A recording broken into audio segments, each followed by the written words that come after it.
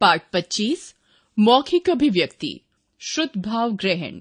बच्चों, जैसा कि आप जानते हैं कि श्रुत भाव ग्रहण से अभिप्राय किसी अनुच्छेद, कहानी, लेख या कविता के छोटे से अंश को सुनकर उसके भाव को ग्रहण करने से है। इसमें बोले गए विषय से संबंधित कुछ प्रश्न पूछे जाते हैं और विद्यार्थी अपनी श्रवण कौशलता के आधार पर उन प्रश्नों के उत्तर देते हैं। वस्तुतः यह श्रवण कौशल से संबंधित क्रियाकलाप है जिसमें सब कुछ विद्यार्थी के सुनने पर निर्भर होता है। भाषण सुनकर अर्थ ग्रहण करना, कविता पाठ सुनकर समझना और उसकी अभिव्यक्ति के ढंग को जानना, ये सब श्रुत भाव ग्रहण से जुड़े हुए हैं।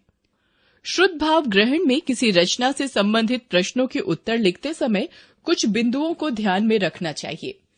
रचना को एकाग्र होकर सुनना चाहिए, इससे आप उसका भाव और मुख्य बातों को समझ सकेंगे। रचना को सुनते समय उसके मुख्य भाव को ध्यान में रखना चाहिए। रचना पर आधारित जो भी प्रश्न पूछे जाएं, उनके उत्तर संक्षेप में देने चाहिए। उत्तर देते समय आपकी भाषा सरल, स्पष्ट, सटीक और शुद्ध होनी चाहिए। नीचे श्रुत भाव ग्रहण के कुछ उदाहरण दिए गए हैं, इन्हें सुनकर प्रश्नों के उत्तर दीजिए। जननी और जन्मभूमि स्वर्ग से भी अधिक महान है। आपने जिस देश में जन्म लिया है उसे सुंदर बनाना आपका पहला कर्तव्य है।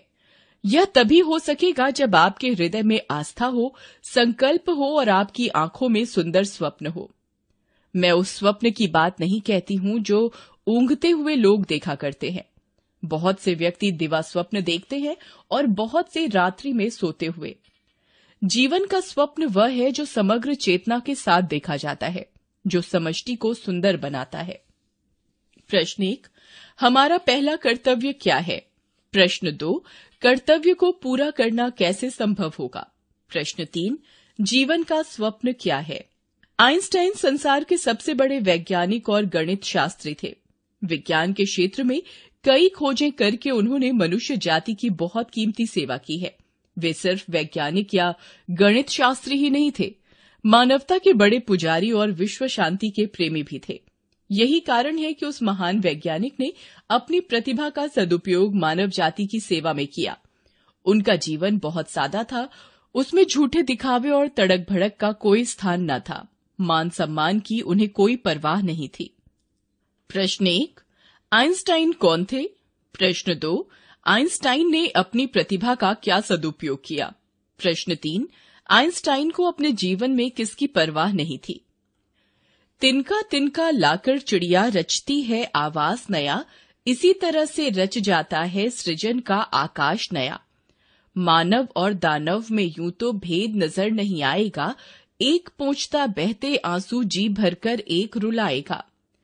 रचने से ही आ पाता है जीवन में विश्वास नया, कुछ तो इस धरती पर केवल खून बहाने आते हैं, आग बिछाते हैं राहों में फिर खुद भी जल जाते हैं।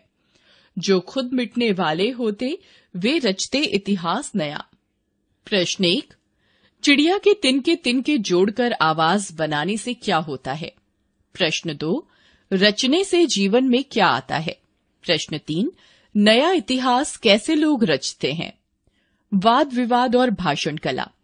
भाषा की प्रथम योग्यताएं हैं सुनना और बोलना। ये दोनों मौखिक अभिव्यक्ति के मुख्य अंग हैं। मौखिक भाषा संप्रेषण का एक महत्वपूर्ण माध्यम है। मौखिक अभिव्यक्ति के अनेक रूप होते हैं, लेकिन यहाँ हम इसके 2 रूपों वाद विवाद और भाषण कला के बारे में पढ़ेंगे। वाद विवाद। बोलचाल की भाषा में वाद विवाद का अर्थ लड़ाई झगड़े से होता है। यहाँ वाद विवाद से अभिप्राय तर्क वितर्क से है। इसमें उचित तर्क देकर अपना कथन सही सिद्ध किया जाता है। वाद विवाद के लिए विषयों के चयन में भी सावधानी रखनी चाहिए। विषय का पक्ष व विपक्ष मजबूत होने चाहिए, जिससे दोनों पक्षों के पास अपने अपने पक्ष को पुष्ट करने के लिए पर्याप्त तर्क होने चाहिए। वाद विवाद में भाग लेने से पूर्व तैयारी। वाद विवाद में भाग लेने वाले की आवाज में उत्साह होना चाहिए, स्वर में उतार चढ़ाव हो तथा उच्चारण साफ होना चाहिए। वाद विवाद के सभी बिंदु याद होने चाहिए। वाद विवाद करते समय सावधानियां। विपक्ष में बोलने वाले विद्यार्थी का नाम और उसके विचारों को बिंदुवार लिखते जाना चाहिए।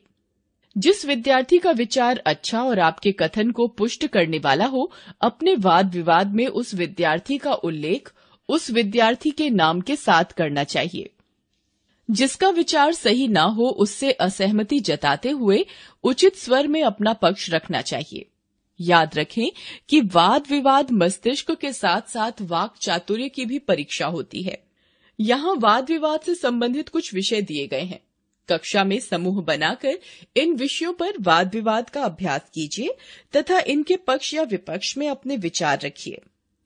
फास्ट फूड बंद हो, वृद्धाश्रम बिल्कुल आवश्यक नहीं है, बहुराष्ट्रीय कंपनियों का भारत में प्रवेश उचित है, विज्ञान विनाशकारी नहीं है। भाषण कला। भाषण एक मंचीय प्रस्तुति है। यह एक ऐसी कला है जिसमें व्यक्ति अपने वाक चातुर्य से श्रोता वर्ग को सम्मोहित कर सकता है।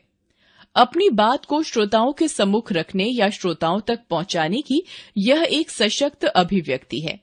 भाषण कोई भी दे सकता है, इसके लिए किसी प्रमाण पत्र की आवश्यकता नहीं। फिर भी भाषण देने वाले के अंदर विशेष योग्यता का होना आवश्यक है। आइए इन आवश्यकताओं को पढ़ें और समझें। भाषण देने के लिए आवश्यक योग्यताएं। भाषणकर्ता की आवाज बुलंद, उचित उतार चढ़ाव, उच्चारण स्पष्ट और विषय का ज्ञान होना चाहिए।